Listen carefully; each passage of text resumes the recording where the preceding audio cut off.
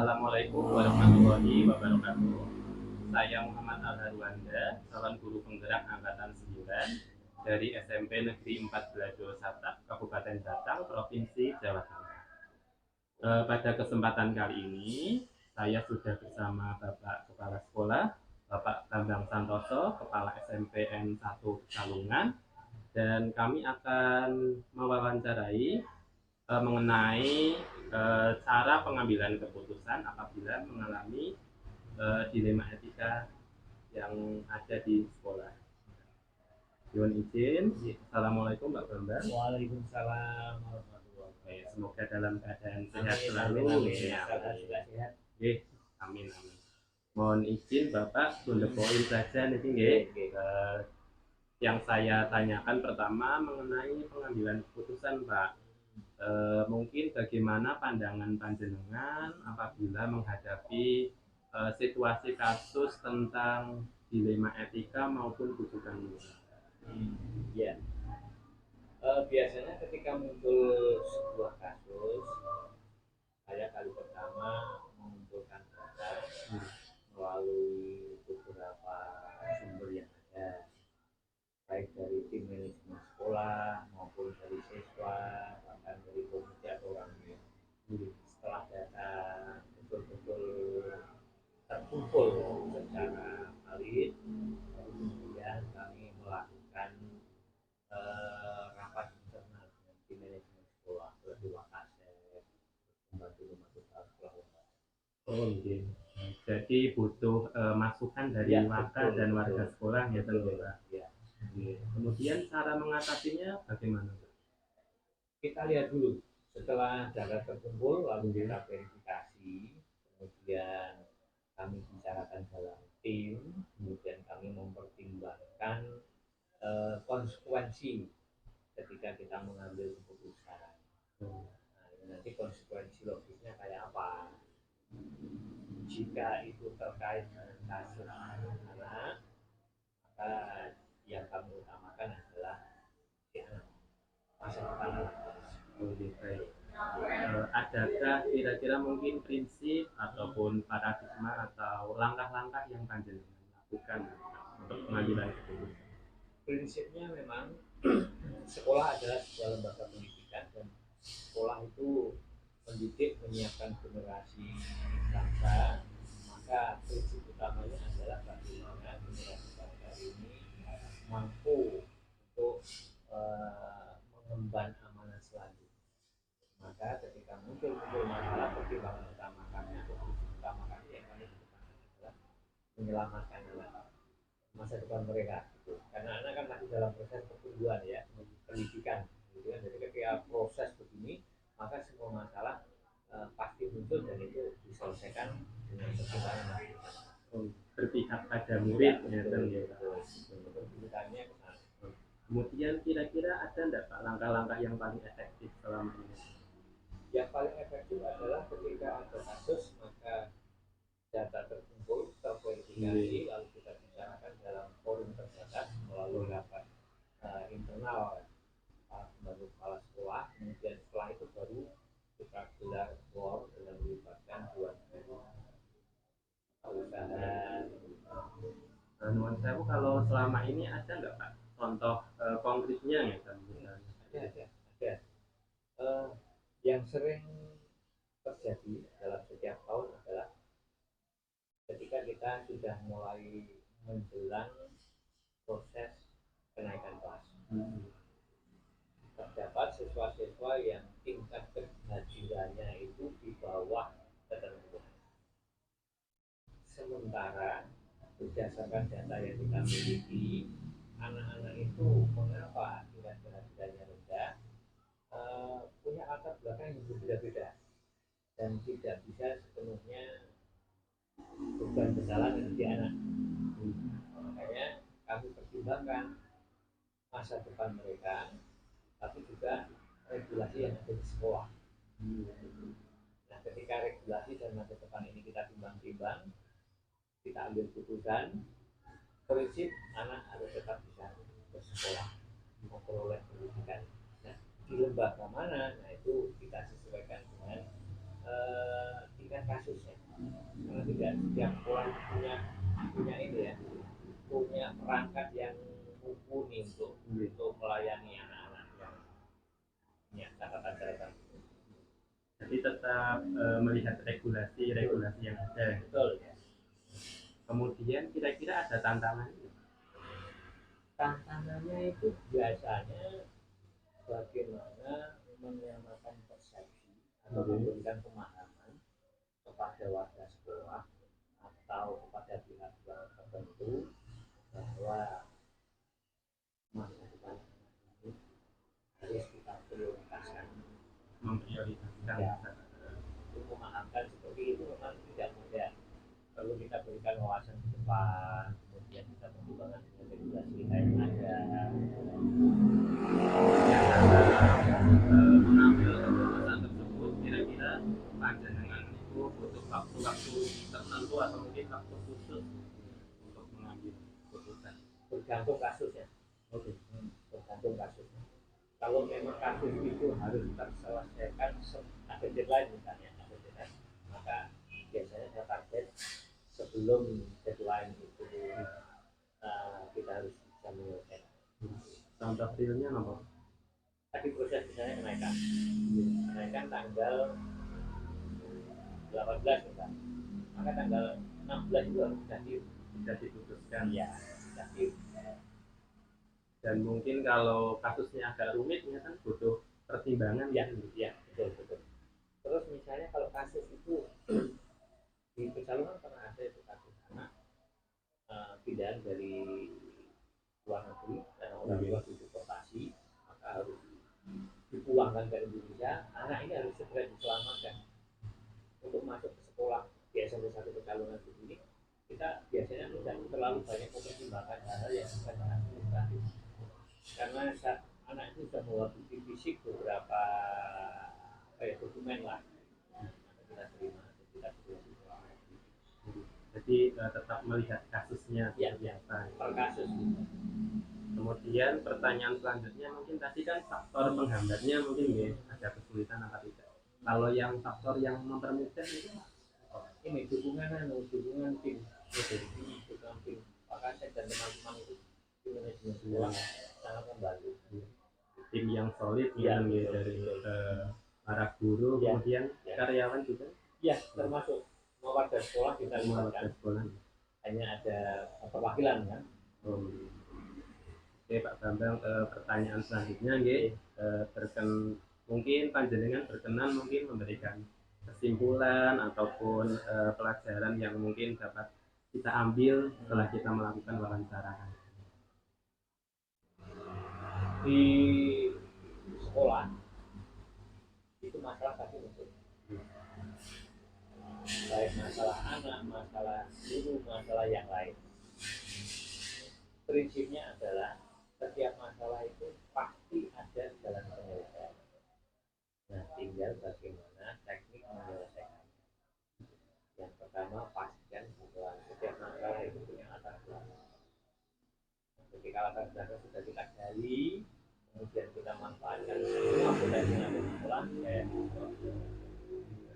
setiap masalah itu pasti ada penyelesaian. Tergantung pada kita mau menyelesaikan atau tidak. Yang poin pentingnya itu ya Pak, masalah pasti terselesaikan.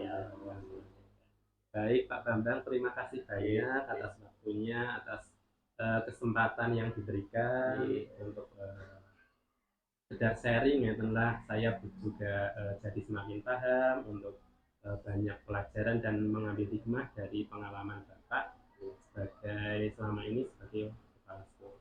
Selamat Mas Ara melaksanakan CGP, segera lulus. Amin. Memimpin sekolah. Terima kasih banyak Pak.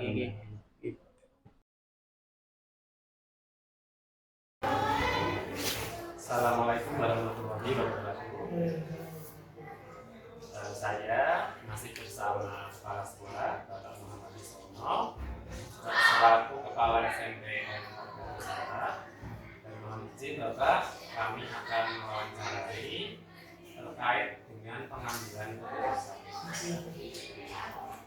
Dan saya untuk poin mawon ini yang akan saya tanyakan mengenai pengambilan keputusan itu, kira-kira yang pertama pandangan panjenengan itu bagaimana? Kalau misalnya ada keputusan terkait dinamika maupun dukungan moral. Yang namanya pengambilan keputusan itu secara umum kita harus berprinsip kepada yang pertama bahwa keputusan yang diambil itu tidak bisa. Yang kedua bahwa pengambilan keputusan itu tidak berdasarkan suka atau tidak suka. Kemudian apabila keputusan itu memang melibatkan orang, harus dilaksanakan musyawarah untuk mencapai mufakat, untuk mencapai kesepakatan. Jadi misalkan tidak ada besar-besar gitu ya, ketika memang suka atau suka dan kemudian cara mengidentifikasi masalah itu Nah ini kalau secara khusus untuk mengidentifikasi masalah itu sebenarnya tidak ada. Namun kita yang lebih penting adalah mempelajari permasalahan tersebut, kemudian kita cari fakta-faktanya. Setelah ketemu fakta-faktanya, siapa saja yang terlibat dalam permasalahan tersebut, kemudian nanti yang terakhir kita komunikasi. Dalam seperti ini, insya Allah dalam pengambilan keputusan nanti tidak ada pihak yang merasa dirugikan. intinya komunikasi. Kemudian menurut Bapak itu ada langkah-langkah Ya untuk langkah-langkah secara teoritis memang hanya secara real saja. Tadi sudah saya sampaikan bahwa sebelum kita mengambil keputusan kita harus tadi langkahnya kita identifikasi dulu permasalahannya. Kemudian kalau sudah kita identifikasi permasalahannya, terus kita musyawarahkan kepada para pihak yang terlibat dalam masalah tersebut. Kemudian yang terakhir langkahnya kita sepakat. Sehingga dengan harapan dalam pengambilan keputusan nanti tidak ada pihak yang tersebut. Tapi yang namanya dilema itu kan sebuah pilihan.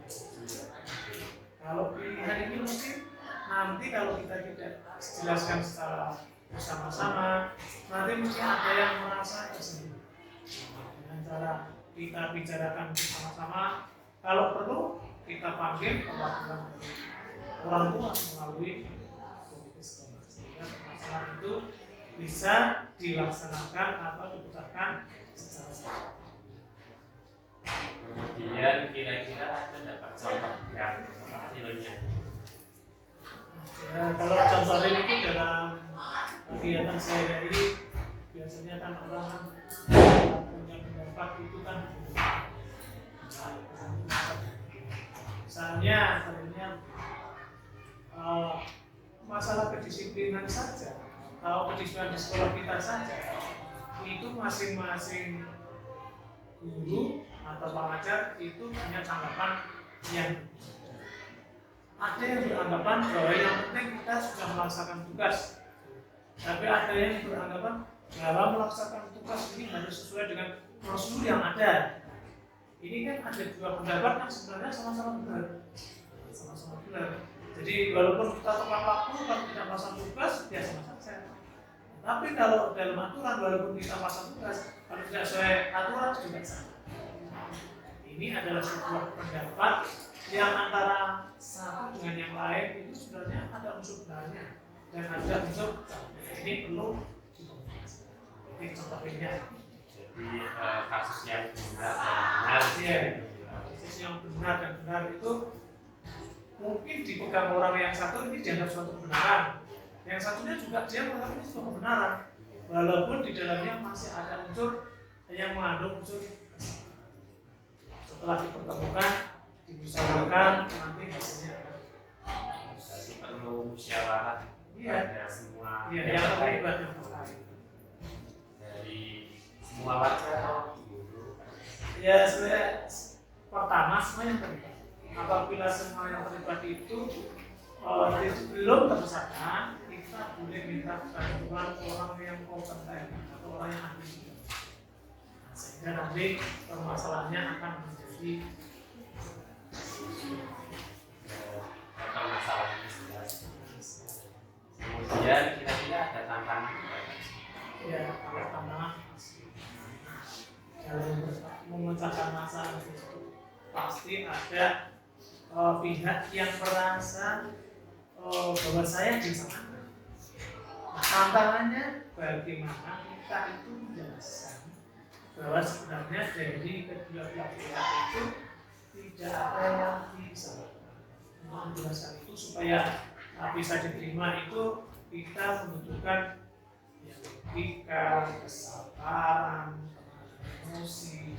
Itu bagi saya dan semakin saya bisa menenangkan diri, menjaga emosi, sabar, itu adalah saya merasa berhasil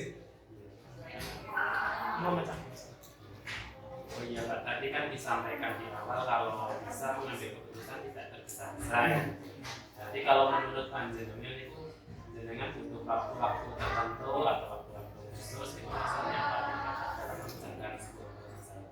Ya begini, kalau permasalahannya itu bersifat harus segera diselesaikan, kita bisa selesaikan secara langsung dengan melibatkan ya orang yang terlibat. Tidak boleh masalah itu kita sendiri. Karena pemikiran saya bahwa untuk menyelesaikan masalah satu kepala itu lebih bagus yang paling kepala. Maksudnya satu pemikiran itu lebih bagus dari. Namun kalau misalnya masalahnya itu memang tidak tergesa-gesa, nah kita bisa boleh mengambil waktu lah, berpikir kembali atau bagaimana itu bisa selesai. Tapi masalah-masalah yang sekiranya harus segera selesai, Ada contoh realnya tidak? kalau contoh realnya ya misalnya hari ini kita harus menyelesaikan data yang harus segera dikirim. Dan sisi lain ada yang bilang bahwa hari ini dia tidak bisa meninggalkan tugasnya yang bersangkutan. Ini perlu diadakan musyawarah cepat. Bagaimana ini ada permasalahan ini? Ada yang berpendapat, yaitu nanti saja yang benar itu yang mengajar dulu misalnya. Yang pendapatnya dia benar juga. Tapi karena ini keputusan yang besar, kita bisa ambil keputusan yang besar. Kalau misalnya masih sangat panjang, ya kita bisa lah cari waktu supaya nanti hasilnya bisa maksimal. Berarti dilihat dari masalahnya. Masalahnya Mungkin kalau masalahnya agak sedikit rumit, membutuhkan waktu. Kalau masalahnya penyelesaiannya harus hari itu juga. Kemudian tadi kan faktor yang tantangannya, kalau yang mempermudah Ya, ada. Yang memudah itu tadi Pak, bahwa keputusan itu harus dilaksanakan dengan komunikasi kepada yang lain. Dengan kita komunikasi ini akan mempermudah.